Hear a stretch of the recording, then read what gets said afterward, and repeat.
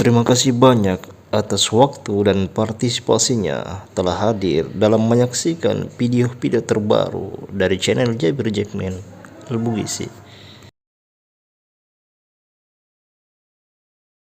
Assalamualaikum warahmatullahi wabarakatuh. Ustaz, saya mau tanya, kalau misalnya mencari keberkahan melalui makanan-makanan misalnya yang biasa dimakan oleh Habib, Ustazah, setelah misalnya diberikan tetapi sisa dari makanan-makanan Habib atau Ustazah itu tidak habis, apakah kita sebagai murid-muridnya ini untuk memakan sisa dari makanan Ustaz atau Ustazah atau Habib tersebut disyariatkan untuk mendapatkan berkah atau bagaimana? Terima kasih. Ada sahabat Nabi namanya Khalid bin Walid. Khalid bin Walid suatu hari kehilangan pecinya, topinya. Mana topi saya? Mana topi saya? Mana topi saya?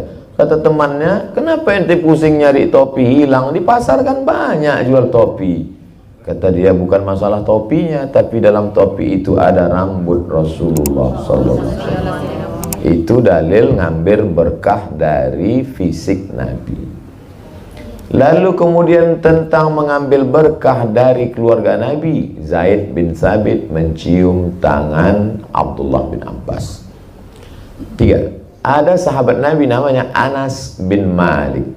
Seorang perempuan bernama Ummu Sulaim menyerahkan anaknya kepada Rasulullah SAW. Aku miskin, tidak punya unta, tidak punya kuda, tidak punya harta. Yang lain menyerahkan hartanya, aku tak ada, aku serahkan anakku untuk menjadi pembantumu ya Rasulullah. Umurnya 10 tahun. Anak itu bernama Anas bin Malik.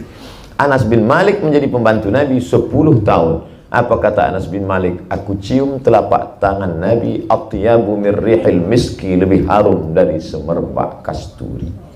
Itu dalil mencium tapak tangan Nabi SAW.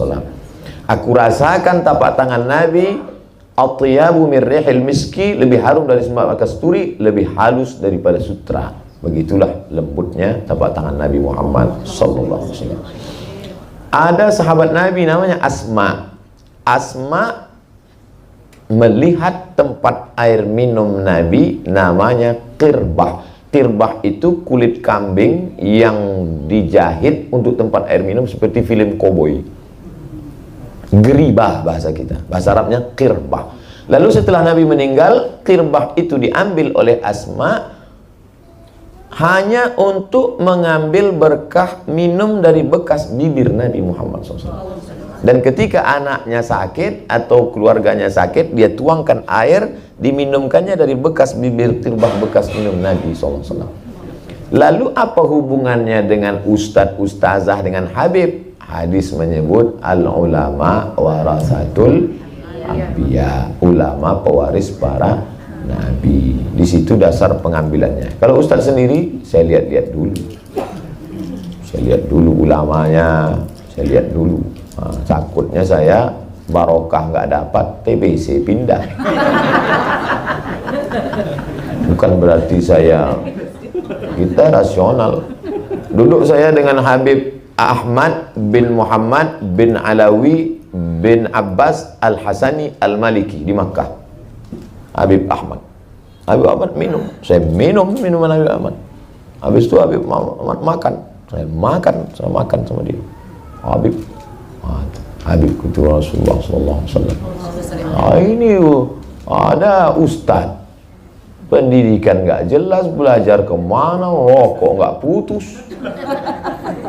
Oleh sebab itu maka idza ra'aita ar-rajul, kalau kau lihat ada orang yatiru fil hawa, terbang di atas awan, yamshi 'alal ma', berjalan di atas air, bisa terbang di awan, bisa jalan di atas air, la tartar, jangan tertipu, jangan terpukau, tapi pandanglah bagaimana istiqomahnya dalam agama. Ada guru kita, ustadz kita, habib kita, orangnya wara, zuhud, rendah hati, berjamaah, zikir, kita ambil barokah sesuai. Tapi masalah ini bukan paksaan, tidak masuk, bukan rukun, bukan syarat, bukan wajib, hanya termasuk mencari barokah dan fadilah. Dalilnya ada. Wallahu a'lam. Terima kasih banyak atas waktu dan partisipasinya telah hadir dalam menyaksikan video-video terbaru dari channel Jabir Jackman Al-Bugisi.